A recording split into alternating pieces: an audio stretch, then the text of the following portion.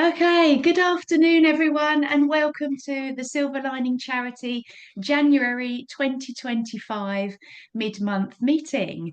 We're delighted to be joined by our guest speaker, Robena Dhadda. Robena is a consultant speech and language therapist, and she's here to talk about her profession and how she helps brain injury survivors. A very warm welcome to you, Robena, and thank you for joining us today. It's my absolute pleasure. I'm really looking forward to giving some of my time and sharing some of my work, my experiences, and a bit about me, yeah, and maybe finding out a bit about you guys as well. So yeah, really looking forward to the next hour. Lovely, thank you. So I'm going to share a presentation, but as I said earlier, I'm not going to focus too much on it. Can you see it? Yes. Fab, fab. Okay, so as I said, I'm Robena. Well, as Hayley said, I'm Robena. I'm a speech and language therapist. I've been working as a speech and language therapist 20 years this year, which is unbelievable. I can't believe it's been that long. And all of I was very, very fortunate very early in my career. So as soon as I graduated in 2005, I managed to get my first job, which was in traumatic brain injury. And I'm going to be very, very honest. All the way through university, I never had a placement that really inspired me, or I had some really nice placements. Um, I did leave university thinking, do I really want to be a speech therapist? I mean, it's nice. It's a nice job, but I did think I probably won't stay in it forever. It's a nice job. I've had nice placements, but nothing had really, really inspired me to the core. Until I got my first job in brain injury straight after qualification. And I mean, I loved that job. It was in a traumatic brain injury rehab centre in London. There was two parts of the centre. One was a neurodisability unit, so lots of physical disabilities, lots of um, conscious people with kind of disorders of consciousness, some very medically unwell brain injury survivors.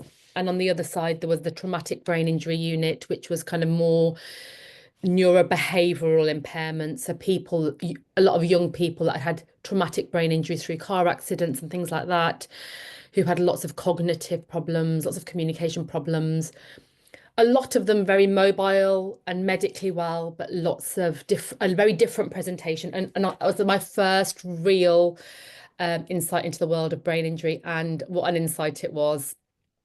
And from that moment, I've never had a moment in my career where I've not worked in brain injury. And touch wood, not a single moment where I've considered leaving the profession or not felt fulfilled. In fact, I talk often. I have a team of people that work with me now, and I often say there's not one day where I've regretted being a speech therapist. There's not a single day where I've been bored or clock watched or thought, oh, I can't wait till home time. In fact, quite the opposite. Someone said to me today, God, if it was an 8-day week, you would do it. I think, yeah, I would, because I love my job. And I think it's That's, because, yeah, what a turnaround from how you yeah, felt yeah, yeah. after. Yeah, sure. So as I said, 20 years working as a speech and language therapist. And then around 10 years ago, I started working as an expert witness as well, which is working with clients, assessing, well, it's mainly assessment of claimants within the litigation process, which has just added another layer of challenge and interest, and also capitalizing on the experience that I've gained over the 20 years of working as a speech and language therapist. Okay, so neuro speech and language therapist, what is it and what makes it so different? So, as I've said, very honestly, I wasn't majorly inspired until I started working as a neuro speech and language therapist. Very, very different. The field of speech therapy generally is very broad. So let me talk about maybe I should give you a bit of information about what therapy is outside of neuro, and then come into neuro. I'm gonna Would you like, if we could just get some nods or something, would you prefer me to switch the presentation off while I'm talking, or or can you see? But yeah, okay. Yeah, let me figure out how to stop to share. Okay. Um, so what is speech? So speech and language therapy is a really broad profession. At university, mine was a 4-year degree. The majority of my degree was focused on children. And a lot of it was going through the norms of language development, speech development from infancy through childhood, the kind of norms of language development. And I didn't realize this until I qualified and people were like, oh, I didn't know. Speech therapists work with adults. The majority of speech therapists go into working with children because mainstream schools, special schools, like so a lot of children who don't have any kind of, neurological impairments or physical impairments have language impairments or speech difficulties. And actually that's growing along, where we're in a society where social media, less play, COVID, where a lot of children didn't have, missed 2 years of social interaction and schooling. Speech therapy is on the rise. So speech therapy is a very broad profession, but a lot of the training is geared towards children. So we work with lots of different conditions, so lots of different client groups within pediatrics are children.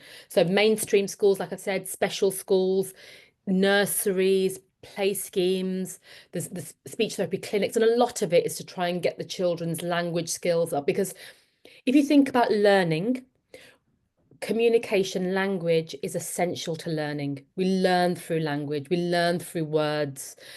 If you think about, when I'm trying to explain about learning, one of the easiest ways sometimes to explain it is to say, well, when you're learning, when you're revising for an exam, for example, or you're learning, everything is language. You're telling yourself things, you're rehearsing, it's all language based. So language is essential to learning. So that is why in the pediatric population, speech therapists play an integral part. When it comes to adults, again, we work with people with learning disabilities, so people that have had speech therapy as children, and then it's maintaining that kind of level of input into adulthood. Mental health, there's a growing number of speech and language therapists working within mental health, autism, and then obviously neuro speech and language therapy. The largest part is stroke, because as some of you may know, stroke, usually a lot of stroke survivors will have some speech and language therapy needs.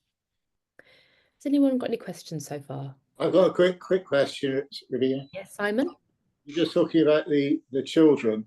Mm-hmm. I think I've lost my train of thought already. At what stage do they? How do I describe it? What am I trying to say? So if language is essential to learning, Mm-hmm. I guess how do they learn? What comes first? Do they?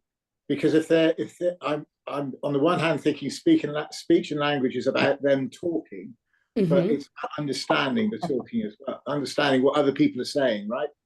Yeah. So understanding, speak as well as understand. So understanding underpins everything. Yeah. So often, and it's a really interesting question, Simon, and one that a lot of parents will ask. So one of the things I forgot to say is that throughout the years, I started with adults with brain injury, but throughout the years, I started work with children as well, but all brain injury. So adults with brain injury, children with brain injury, teenagers with brain injury. God help me, I work with teenagers. But actually, they're one of the most interesting, my most interesting clients. Actually, some of my most interesting ones are the teenagers. So Simon, you were saying, so understanding underpins all of language. So that is how. So the hierarchy is play. Actually, play is the most fundamental. Without play, a child cannot pick up language, because if you think about play a lot of so a lot of our pre-language, a lot of our pre-verbal skills. So turn taking, initiating, all of the things that we do in communication, but not with words. So like the turn taking, paying attention, focusing on something, looking at something, all of those non-verbal skills that we need. Then it's the understanding of language. You can't be using words if you don't understand words. So we need to know the meaning of words in order to be so often parents will come to a speech therapy session and be like, why are you working on understanding? Because I just want to work on my child's speech. And then you go into the whole explanation of this is why. And at some point, I mean, I'm not sure if any of you this is also the case often with adults as well. Not so much working on understanding, but we maybe working on something that doesn't directly correlate to the impairment that someone has. So a speech therapist might be working on something that doesn't really make sense given the impairment of the client. I don't know if any of you experienced that. I'm just having a quick look at Adrian's question. How does an injury at 1 month old, like I had, tend to affect development? Mine was skull fracture, apparently from weighing a bowl on the table. The injury was to my temporal lobe. Okay. So Adrian, at 1 month old, the brain is very, I mean, again, I'm not a neurologist, so I'll try and explain as best I can from a speech therapy point of view. So at 1 month old, I think the brain is a very immature brain. It's a brain that needs developing. So I think I would assume there would have been some delays in overall development of the brain. Is that right? Was there some? Did you have a lot of therapies and additional support in childhood?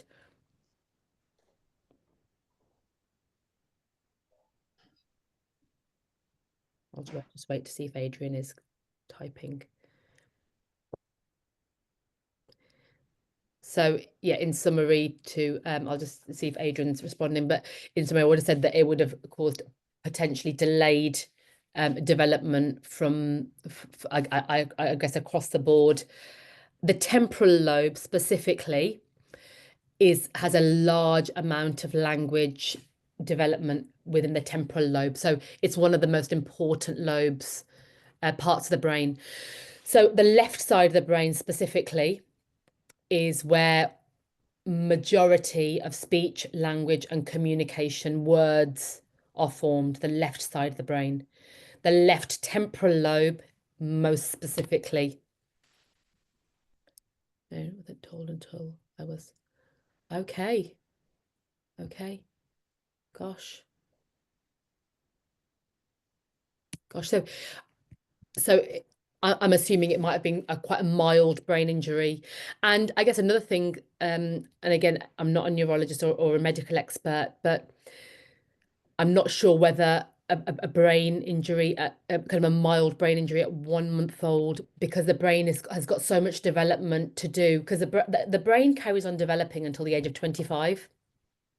So I'm not sure whether having an injury at 1 month old, kind of a mild brain injury at 1 month old, if it was mild, the brain would still carry on developing throughout your childhood and teens and early 20s.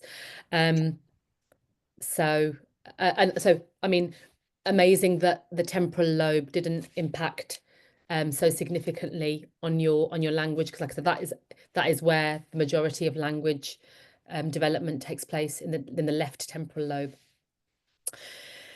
Adrian, has that answered your question? Well, as best as I could, hopefully.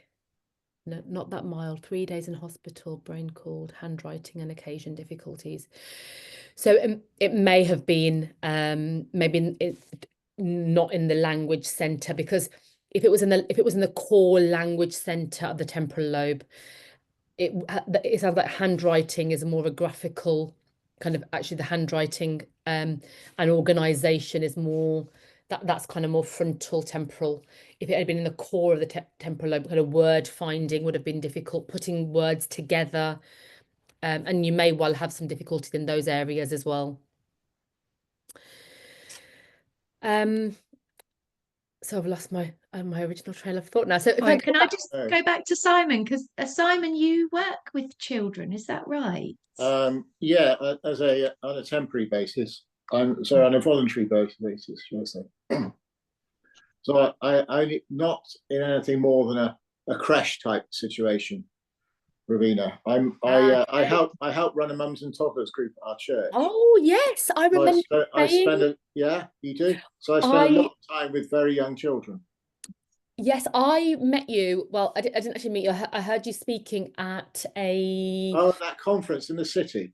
yes at Yeah. Owen Mitchell. Yeah, you were brilliant. You were Oh, absolutely. thank you so much. I think I spoke to you afterwards. Actually, I Oh, did. you Yes, probably did. yes. And Yeah, you were going. Your wife was there, and you were going to go to the pub afterwards. correct. Yes, I never forget a pub conversation. Well, next time you For should come. obvious reasons. And you said you worked with them in a mums and toddlers group. Yeah, Yes. yeah, So, Simon, play. Children must play. Play is essential to any part, and I think that's one of the things you could take from this into your group is, and that's I think as a society, like I said, a lot of play is being lost because Mm, technology is, and I have a 3-year-old and I'm guilty of it myself. It's so easy to plonk them in front of an iPad. And don't get me wrong, there's yes, lots of things that they can develop from an iPad as well. However, conventional play with yeah, another child or a parent or yourself in the group, there's nothing that beats that yeah, real life interacting with another human being, taking turns, looking at the same thing, seeing different things, compare, there's nothing that beats that in terms of language development and overall development as well. brilliant. So I'm going to very quickly share my slides for a few minutes just so I can keep myself on track more than anything else. But I'll dip in and dip out. So a neuro speech and language therapist, so myself, what is it? It's the biggest focus from a neuro perspective is communication and swallowing disorders. Now, I don't know how many of you know about or have experienced yourself difficult, and Nat is nodding, difficulties with swallowing. It's a huge part of my job actually. It's one that gives me sometimes the greatest rewards, but also it can also be the area that gives me the greatest amount of sadness as well. And I'll talk a little bit about that if you want to know why I feel that way. I'll come back to it in just a moment. If anyone is posting anything, because I've got my screen share, it's not coming up. So Hayley, if you could, it has come up. You've got it. Okay. I'm tube fed. The kids leave their phones and knock at the school I work. Luke, that's good. That's really good. I was diagnosed. Okay. So again, these the Asperger's, dyspraxia, dyslexia, and ADHD. Again, speech therapist is a substantial role within those areas, particularly the Asperger's syndrome. That's kind of very much a social communication, lots of social communication difficulties within that. And speech therapists work a lot with those social communication difficulties. Yes, Luke? Is autism, are they very similar? Autism's Yes. slightly more mild, is it? So autism is a spectrum. So it's a huge spectrum. So someone has autism, they could be on the very low end of the spectrum, which means that their needs can be very high in terms of, they may be non-verbal. So when I say in the low end of the spectrum, I mean that they can present with a very high level of difficulties. So those people could be non-verbal, have no speech, have a lot of social difficulties. The high end of the spectrum, the high functioning end of the spectrum of autism is your Asperger's, where intellectually there's no difficulties. Sensory, there may not be that many, but there's more kind of social. At that end of the spectrum, it's mainly social communication and some sensory, but my experience of working with people with Asperger's syndrome is having a lot of social communication difficulties. So I remember working with one child who had Asperger's syndrome, and he had a completely different accent to anybody else in the school and his parents. So I'm just gonna say this how I heard it, but he spoke with a really posh. He was 8 years old and he spoke like a 20-year-old, kind of like he was working as a lawyer or something. That's how he spoke. So when I met his parents, I expected like a really snooty, you know, and they were complete opposite. And he was in a very, again, the school was very opposite. So that's the kind of, and when he spoke as well, he had no concept or awareness of anybody else. He was almost like he was speaking as if it was a rehearsed script. It was very kind of very formal. And this 8-year-old, so again, and I'm saying this in a very, you know, in a very, it's not that, but people with Asperger's can often be, people might think they're a bit odd in terms of their social skills, or they don't really fit into the norms of social. So and that's what, but Asperger's, it doesn't impact on language development or word finding. Often these people are very, very articulate, but the social skill, the eye contact might not be good. They might not be very good at responding to humor. They might not be very good at understanding turn taking. So like I said about my little 8-year-old boy, he just couldn't take turns. He would just talk and talk and talk and talk. As I said, like in a very, very posh accent. And he knew everything. He knew, because he would read a book and almost like learn it. And you could be falling asleep in front of him. You could be like, oh, and he would still carry on. He would, and that is a very, very typical Asperger's syndrome. Be a good politician, though. Oh, he'd be brilliant. He'd be brilliant. He'd be brilliant. Good one, Luke. Yes. Nat has said, I have a peg tube and all feeds, etc. through that. Okay, so you must have had I some had to experience. wheel my chair into and I can never say the video fluoroscopy, you know, into Yeah. that machine. I had to do a great reverse. And not break the machinery, you know, when they do your swallow a session. And I reversed in my chair without actually hitting the sides. That was my biggest achievement of all time. Oh my gosh, yes, it's really tight. I You know. literally have, in fact, a lot of wheelchairs have to get measured because they're like, oh, will they fit in? So, wow, you managed to get in and out. Yeah, I've got a power chair, and they're like, we think you'll do it. And I Oh, had to wow. literally, I'd say I did it on my mirrors, but I don't have mirrors, but I did it, and yeah. And Nat, do you eat anything orally, or is everything through the peg? Do you have No, taste for it's pleasure? all through my peg and like all my meds and everything from my med. I have been told that if like you know like you can melt a little bit of chocolate on your tongue and things like that. So I get like taste and stuff, but everything goes through my tube. And Nat, have you heard of BioZoom?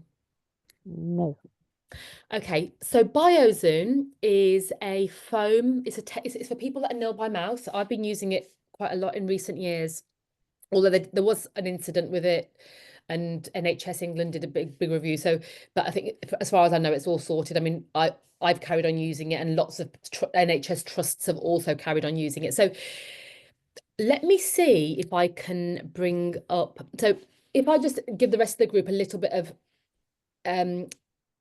background about dysphagia, and then I can go on to BioZoom. So dysphagia is a term used to describe a disorder of swallowing. Okay, so I'm going to just come off my presentation. Sorry, Adrian's also, I had some difficulty swallowing from snoring problems of dysphagia diagnosis. Okay, yeah. So Adrian, you've beat me to it. So dysphagia is a diagnosis. Sorry, and was referred to in the NHS. Oh gosh, okay. So dysphagia is a term used to describe a disorder of swallowing. From the term dysphagia, we don't get told, it doesn't tell us anything else other than there's a problem with someone swallowing. So Adrian's swallowing difficulties are very different to Nat's swallowing difficulties. I've got it down here as well because when they did the thing, when stuff that went down to there, it was spasming, it shot up, and it was just going into my lungs. It had all gone. Right. Everything was. I Oh, kept getting like, and so it was like some of it was getting there, and it was getting squeezed out, and it was going straight into my lungs. So they stopped. They stopped sort of food and everything straight away. But from that, I got down to about 5 stone, I think. I don't really remember much, but I'd got down to about 5 stone, and then when they stopped it, and I was really like malnourished and everything, and it was like I actually started feeling a bit better because I was getting what I needed because I kept getting like chest infections. Yeah. Yep. So what happens is, and now I assume you've had obviously a neurological condition or a brain injury. Yep. So after a brain injury, the different muscles of the swallowing can get weakened or spasm or stop working altogether. And rather than things going from the mouth to the pharynx to the stomach, they can start going into the airway. At some point, in fact, let me try and do it now because I think it will just I think you'll find it very interesting. See, this is why I don't follow my presentation at all. Yeah. And Hayley, I prefer because this is a much better, Yeah, way definitely. of You're doing brilliantly. It's fantastic. Yeah. Oh, thank you. Yeah. I'm going to bring up a presentation which I use because I think you'll be fascinated. I think you'll like to see this. How many people can give a presentation as detailed as you're giving and still be able to work the technology Tech and side, please, yeah. please, That's don't, amazing. It's such a skill. don't say that because But when yes, I sorry, fail miserably, oh dear. I am definitely going to get this now after that.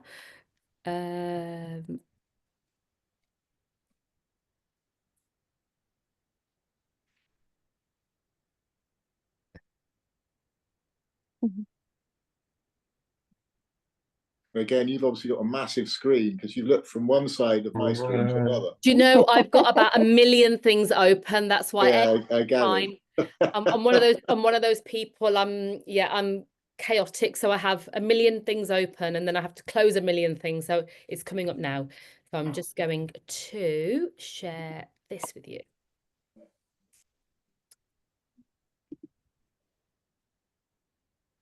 Okay, this really is challenging me now. Okay, so share. I could do with an assistant, couldn't I really, with doing this for me? Okay, so you can see the screen, can you? Yes. Okay, so this is the anatomy of the head and neck, all the different parts of the head and neck that are responsible for eating and drinking. Now, can you see my cursor moving? Yeah. Yes. So this is the mouth, as you can see. This is the airway. And this is the esophagus and the stomach. So you can see they're right next to each other, can't you? So we're eating here, food, and our airway is so just the next diagram is going to be this area here. Okay. So can you see this? Yes. Yep. Okay, so I'm going to Is that the epiglottis? That is absolutely Simon, gold star. Yeah. Thank you. Yeah, well done. So generally, this is the resting position because when we're breathing, our airway is wide open because we're breathing. Every single time we swallow, whether that be saliva, food, fluid, medication, this happens. The epiglottis closes off the airway so that food, fluid, medication, saliva can go from the mouth to the pharynx, to the esophagus, and then to the stomach. Okay, so one of the biggest difficulties that can happen, well, if I talk about the difficulties that can occur here, is that this epiglottis, so Nat, it's possible that your epiglottis doesn't close over. So it doesn't protect your airway. So that would be one of the reasons that someone would have a lot of chest infections is because the epiglottis isn't closing over. So food, drink, medication, saliva is going into the open airway. I'm just gonna for completion, I'm just gonna show you this as well. This is a video fluoroscopy, Nat. Yeah. So this is an actual X-ray of someone swallowing, and see if you can see something going wrong here. Oh, yeah. Yes. Oh, no. You see? So it's just going to keep repeating. So you see, so it looks like someone's had a drink. It's gone down. They've had a big gulp. Most of it's gone down the right way, and then right at the end, it's gone down into the lungs. Now, let me close that. Now, the lungs don't want anything in them. They want to be completely dry. They don't want any medication, any saliva, any fluids.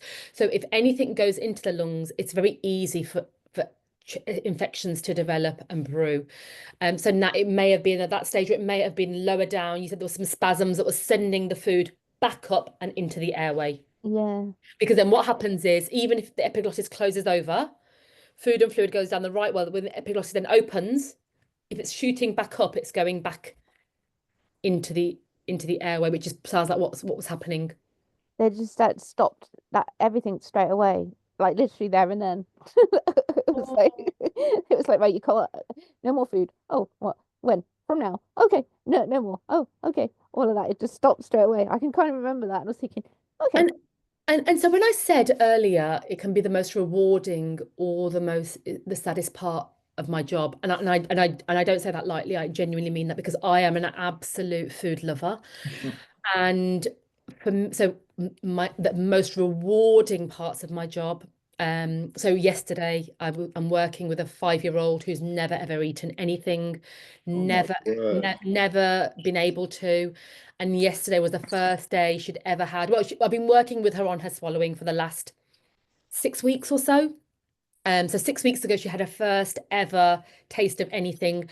And yesterday, for the first time, she ate 200 calories orally of a little yogurt pot, like a Cadbury's. Wow.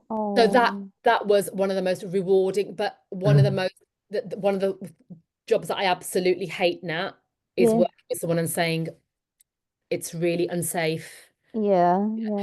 So I'm going to quickly show you BioZoom. So I'd really like you to have a little look into this. And if you do have a speech therapist, see if you can, or if even if you don't have a speech therapist, if it's something that you can try. Okay. So I'm going to try some multitasking again. I know I am doing very well. You're going to have to make me a regular on here, I think. Yeah. I'm surprising myself. Sorry?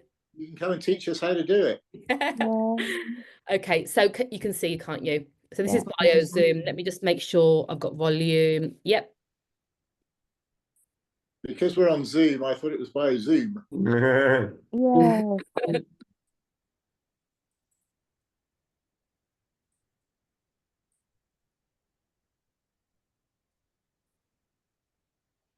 Oh, Robena, is there meant to be sound on the video? There's no sound feed. Is there no sound? No.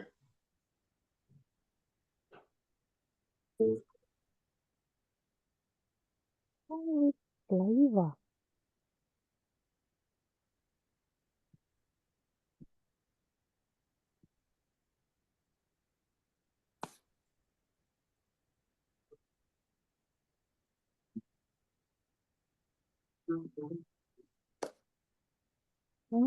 Wow.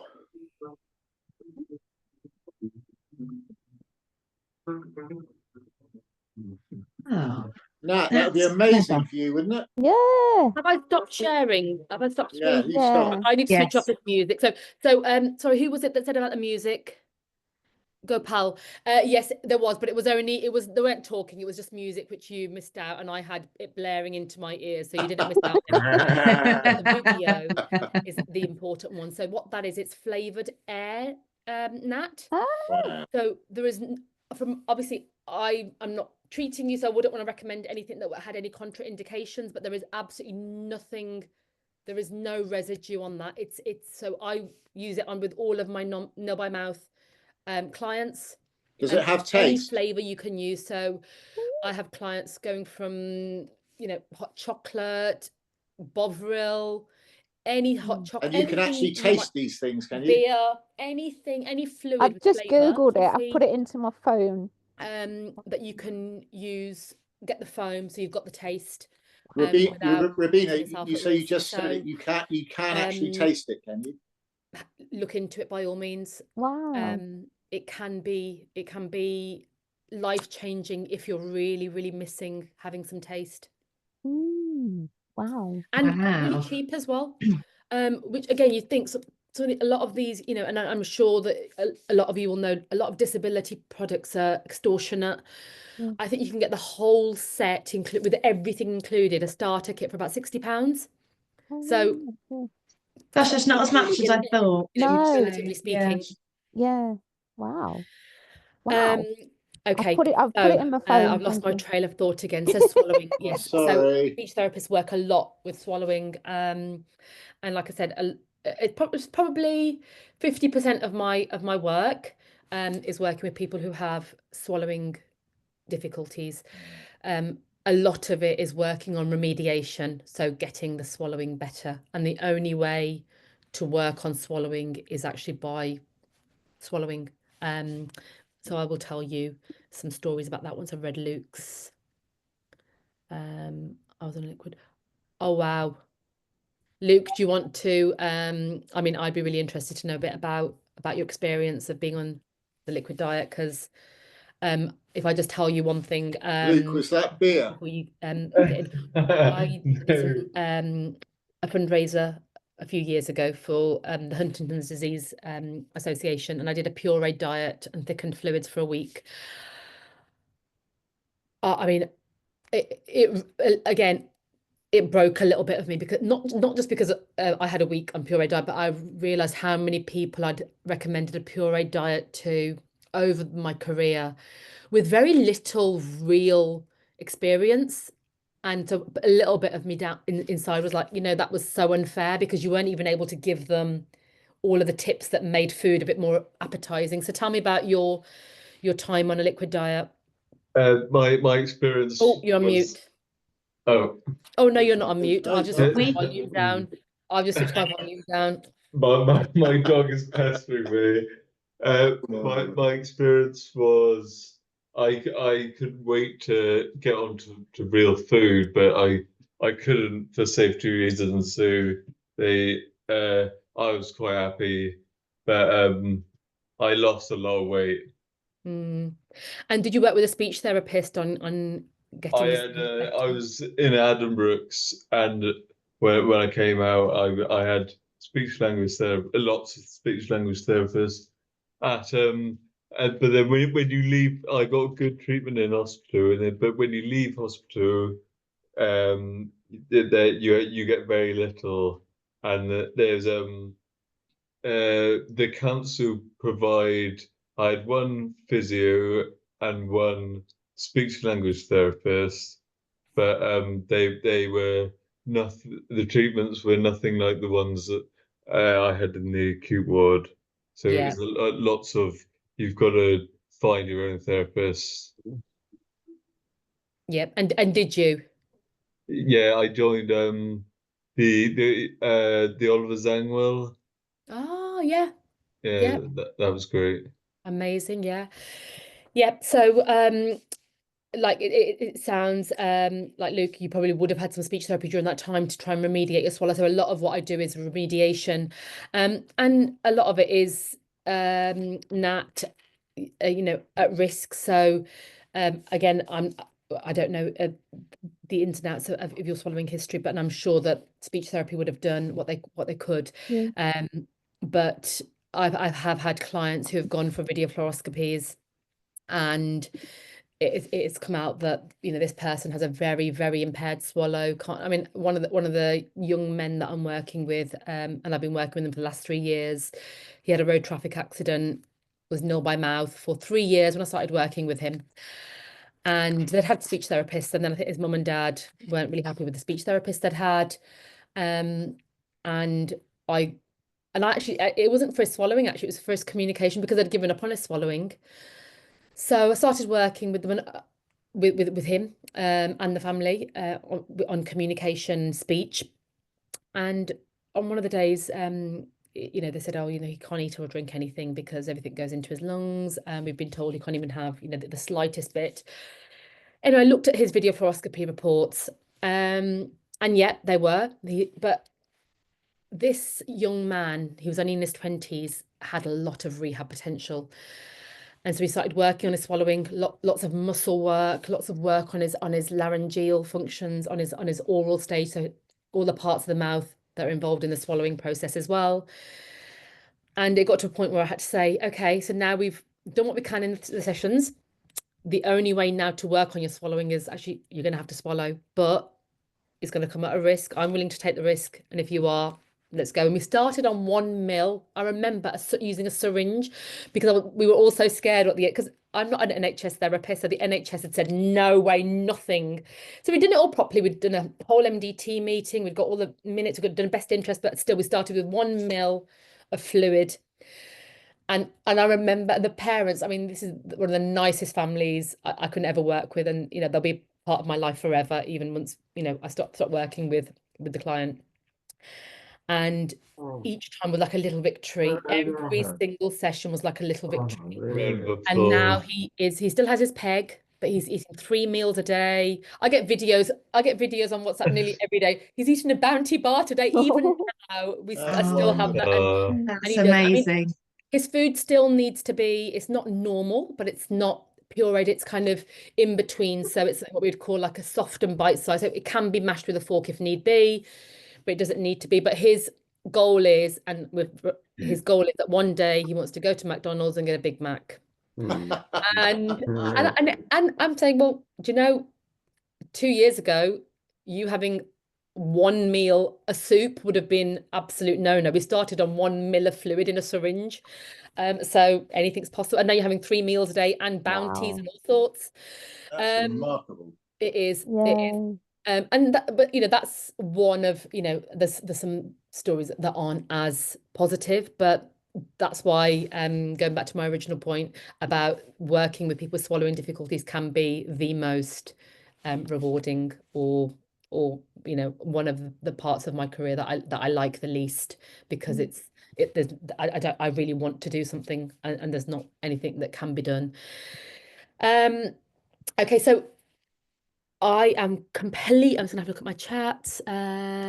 Interested to hear about left side of the brain to language as my accident involved affecting speech like slurring, losing words. E.g. hospital for hotel, potato instead of chocolate.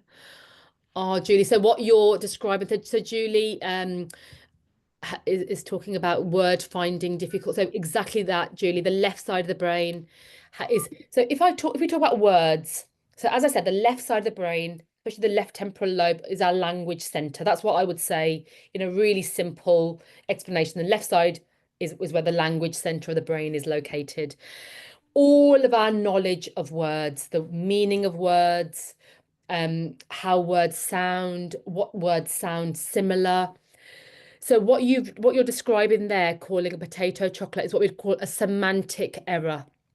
So words which are semantically related, so related in meaning, they're both things that you would eat. But so if I explain what a lexicon is, it's a dictionary of all the words that you know. Okay, so it sounds like your brain is looking for the word. So is it chocolate? It was chocolate, wasn't it? You like chocolate, you don't like potato. Is that right, Julie? You give me a thumbs up. Yeah, you like talking chocolate with my best mates. We're chocoholics, obviously. And I suddenly threw potato in, and she knows that I hate potatoes. I just don't eat them. So she just looked at me really quizzical. I'm like, what did I just say? Yeah. And then we collapsed into laughter. So what that's a very that's a very language, it's a language difficulty there of accessing the wrong word. So when we're trying to find a word, first of all we access the meaning. So you might think, okay, I want to say the word that's a sweet thing, it's brown, it's delicious, it's yummy, and then your brain starts to try and find the word, and it goes through the lexicon, the dictionary of your words. Now the dictionary is not stored in letters like a normal dictionary. It's stored in semantics, so different meanings. So all of your foods will be stored in one, you know, is one area. So potato will come rather than chocolate because it's a food. So it's a semantic error. There are also things like phonemic errors, which are slightly different, where you might say, did you say hotel as well? Yeah, hotel, hospital. Yeah. So that's not the worst one I've done. Psychopath and psychiatrist were the two that I did as well. So the hotel and hospital is a semantic error because they are actually related in meaning because they're both buildings. Yeah. But it's also a phonemic error because they also both hospital, hotel, 2 syllables and both beginning with her. So Yeah. it's a phonemic error, so it sounds similar and it's a semantic error. So this is Okay. getting very theoretical now, and I might lose a lot of you, but yeah, this is kind of the nitty-gritty theory of language, Mm. how language is stored, how language is accessed, how we find words, how we use words. So the left side of the brain is also where we understand words. So you hear a word. So so give me a word. Anyone, give me a word. Chocolate. Chocolate. Okay. So I hear the word. So I hear the word chocolate. Okay. So first of all, I analyze that. So this is all happening in super, super quick speed. So I'm going to break it right down. So I hear the word, and then the auditory analysis of the word happens. So chocolate. Then the reverse happens. So in my dictionary, I'm recognizing, is that a word I know? Chocolate. Have I heard this word before? Is it a real word? Yes, it is. And then all of the meanings of the word come to, and the meanings of the understanding. So yummy, creamy, cream egg, fudge, all of those. Where did I get potato from out of that lot? Yeah. Yeah. I mean, the sad thing, we're laughing because it's funny, isn't it? Especially if you can self-correct. But I tell you, I do find this, and people get very, very frustrated, especially if someone has severe physical disabilities, or Yeah. relying on people who don't know about the difficulty with communication they have, and they ask for a potato, and they get a potato, and they're like, I just want a potato. And it's that's kind of a very what we call aphasic errors, which can cause significant amounts of frustration Yeah. Should for imagine it's quite people. distressing. Yeah. So My stuff we tend to laugh about because yeah, it is funny.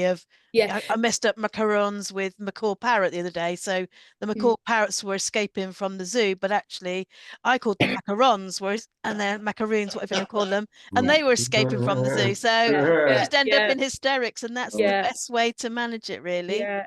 I remember, I have clients, absolutely. And if you can, that's brilliant. And especially if you can repair those errors Yeah. yourself, or someone can help you do it. But for some clients who, like I said, have got a lot of physical difficulties as well, cognitive difficulties, so that they don't even hear the errors that they're making, but Mm. they really think they've asked for.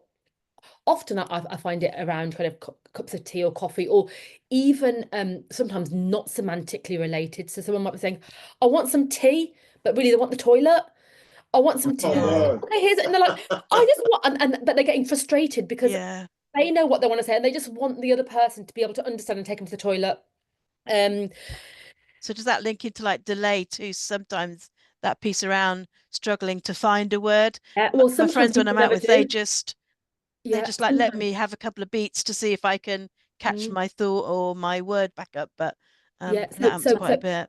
if it's a kind of a mild aphasia, you can self-correct, you can with time it can, but with some kind of severe aphasias, it doesn't. So actually Sherry, hi Sherry. Sherry, am I right in thinking Becca is one of your, yes. So Becca and I actually, so Becca is a psychologist who works with Sherry, who I work very closely with. So Becca and I work with, and she's the first person that came to mind. It's only Sherry being here. It's a coincidence. I would have used this example anyway. So we work with a lady who had, for so many months and years, had this really, really awful time. A very, very successful career woman, had a road traffic accident, and her language difficulties were, and cognitive difficulties and emotional difficulties as well, but language difficulties were really, really severe. And she would constantly say, help, I'm scared, I want a radio, help. That's all she said, help, scared, radio. Anyway, I've been working with her, with Becca. I've been working with her for about 2 years, and she now has a communication aid. And you know, she's not scared. It's not just help. She's actually can say, I want the toilet. She could never, she could never find the words that she wanted. She Yeah. could never say, I need the toilet, I want a cup of tea, I want hot chocolate. In fact, she got tea for a long time, and actually we found out her favorite drink was hot chocolate through the communication aid. She probably didn't like tea much either. Oh, actually, I tell you something that communication aid has done as well. She's put on about 4 stone because when she first got the communication aid, we were like, well, for a communication aid to be effective, you have to give they have to understand the cause and effect. So they ask for something, they get it. So this was what we really drilled home, which was what was needed. Anyway, this lady's like, I want biscuits, I want toast, I want hot chocolate.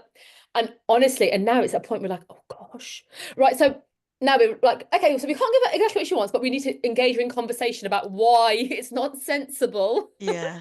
to have another pack of biscuits. So we're not saying, but we need to now engage her in the conversation. But going back to, but this lady was absolutely trapped in her own words, Yeah. perseveration of those few words that she had. She couldn't Very express scary. her basic wants, needs, feelings, ideas, opinions, nothing other than scared, help, radio. They were the 3 things she focused on. And Wow. that was her vocabulary. So even when she wasn't scared, she said she was scared. And obviously people then go, oh, you're scared. Oh, poor you. And I'm thinking, oh, she's not scared. She wants to go and have some fun. She wants to go to the cafe but you know, and that is a prime example of people who have severe word finding difficulty, therefore can't get their needs known. So I'm just going to catch up on what someone's Adrian.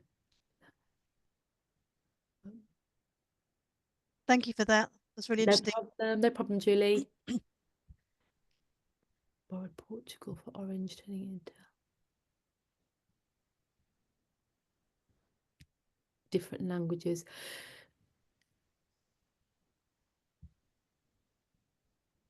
I have borrowed Portugal for orange turning it to, I mean, language, then different languages, you're adding a whole new different dimension there, Adrian. My gosh. We'd be here all week. But I do, honestly, this is a great group. I haven't reverted back to my presentation once, and I think I'm only on page 2 and we've got about 5 minutes left. We might have to really is. That's so good. I don't know what else what to spend the last 5 minutes talking about, because we've gone on to so many different tangents which have been brilliant. Is there anything anyone wants to ask? Well, would you have some top tips for brain injury survivors in terms of, I don't know, dealing with difficulties that are related to? So with communication, with communication difficulties, do you think? Yeah. I think awareness. I think having an awareness is the biggest thing, because there's not a one size fits all. So one piece of advice might be really useful for Nat, but not for you, Adrian. But I would say awareness of your own. So making people aware of your own if you can. But I think even for people that can't communicate and therefore can't raise awareness, I think it's really, really important that those people that are working with that client or family or friends do everything they can so that the essence of the person is not lost, as well as their needs, their preferences, all of those kind of things. Because when someone has a brain injury, I think one of the biggest things that can be lost is the essence of the person, the identity, who they are, and even more so if someone has communication difficulties. So if you think about this interaction now, by me speaking, I mean, I haven't really told you a lot about myself other than the fact that I love food, the pub. I didn't want to be a speech therapist. Oops. But from this interaction, you've got an essence of me because of the way I'm speaking, how I'm speaking, my tone of voice, my facial expressions.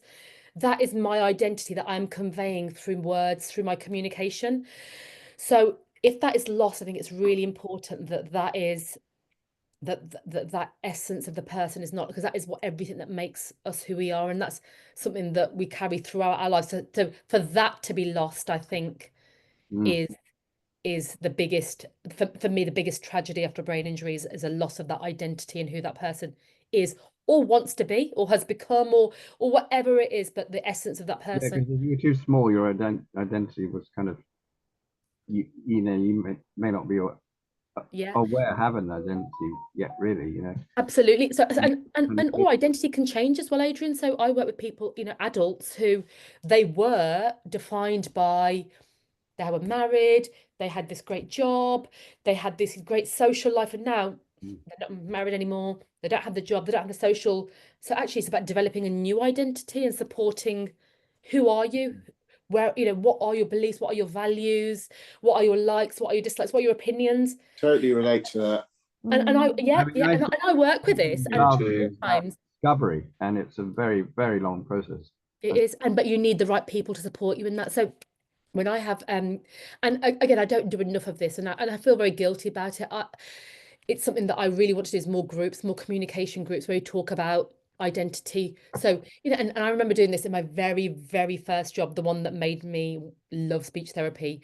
And we do things, and you know, and I had the best mentor ever who'd do things like she'd say, if you could be a car, what would you be and why? And I remember people saying things like, well, I'd be a Merc because I'm a bit flash and I'm a bit, you know, and I think, you know, this is these people who are saying, who we might not look at them and think, oh, you're a bit flash or you're a bit, but this is how you perceive yourself. This is what you want people to, and I think this is brilliant. That's my job as a speech therapist, to get, if even if you've lost your identity, whether it's bringing your previous identity to the front or helping develop a new identity, a new sense of. Sorry, Simon, you wanted to say something. I think it was really pertinent. I can't remember what it was. I'm sorry. What I would say, though, Simon. I'm just looking back at my notes, and I would say you started talking about communication tips, and you gave us one. I think there must be more than one. Communication tips. So when you say communication tips, good. So communication tips generally, or for people who had a brain injury, work it, or communicating? No, I just wrote down communication tips as your next point. Oh, okay. Sorry, I thought you were asking me for some tips. Sorry. Definitely agree. Identity has become part of the challenge, Julie. Yeah. And Luke, I worry that when I'm talking to non-brain injured people, I talk too much. Luke, is it too much, or do you think you think that are you taking longer to convey a message, or do you think you are just saying too much? I think I just don't. I got in the habit of not saying anything now to regular people, unless they're very good friends. Can I tell you a very interesting, and I'm gonna finish on this point because I've got 2 kids to go and pick up from school shortly. I'm going to finish on this last point because it's very pertinent what you're saying now, and it's a client I've just seen today. So he's lost a lot of confidence through his brain injury, and the conversation I was having with him today is because he says something very similar to what you've just said, Luke. He said, when I'm talking, I can see people, they're moving away, and I'm thinking about what they're thinking of me, and I know and he's so fixed on what they're thinking of him, he can't be present in the moment, because he's almost having his own internal dialogue. Oh, what's he thinking? Oh, he thinks I'm stupid. Oh, he thinks I've lost the plot. Oh, he thinks I've checked. He thinks I'm talking too much. You know, and that internal dialogue is actually distracting him from that conversation and possibly giving him additional communication difficulties. Because and I was speaking to him about this, and I said, sometimes I wonder whether you actually do. He said, and then I've lost track of the conversation. I'm thinking, had you lost track, or is it the internal dialogue that you were having about how you think they're perceiving you, and that's made you lose interest? Or so he often leaves conversations with no fulfillment. He said he's not had a conversation since, and I haven't seen him since August. He's not had a conversation since August where he's left the conversation and not thought, I hated that, or that person now thinks I'm an idiot, or I should have said this, or why didn't I say this, or why did I say that way, or oh my gosh, they were talking about something completely different to what I was talking about, something completely different to what they were. It's become a very negative experience. But I was of the view with this client that his confidence was having a massive, massive impact on that, more so than his communication difficulties. I can relate to that. So something to bear in mind, Luke. And if I think about myself as a non-brain injured person, I have situations like today where I'm like, oh my gosh, what am I going to say?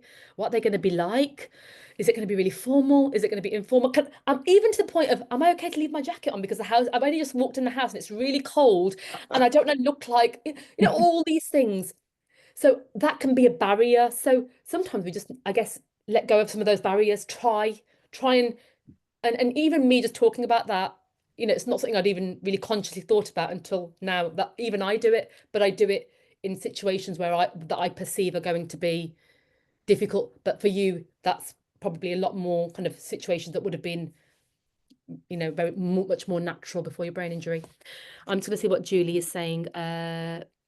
Julie, definitely become identity. I feel like I talked and talked when we came out down. And wasn't seeing.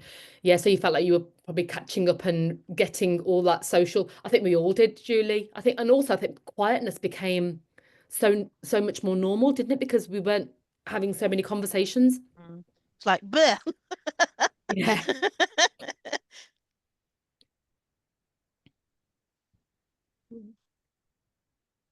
Yeah, I agree. Good ball. Yeah, brain injury. Yeah, it's there's a lot more understanding, which is why groups like this are really important, to be able to share and empathize and understand the difficulties of people in the same situation as you. And it would be easy because you can go, yeah, I completely relate to that. I understand that. And that's why this kind of community is really, really important. Okay. Well, thank you so much, Robena, for coming and speaking to us. We're ever so grateful. No problem, Sherry. It's been an absolute pleasure. And thank you for being a brilliant, brilliant group. Because like I said, honestly, I was on my drive back home, I was thinking, oh gosh, and you do. And like I said, even so it's been lovely and I've really enjoyed it. And it's nice to see some familiar faces as well. Thank you so much.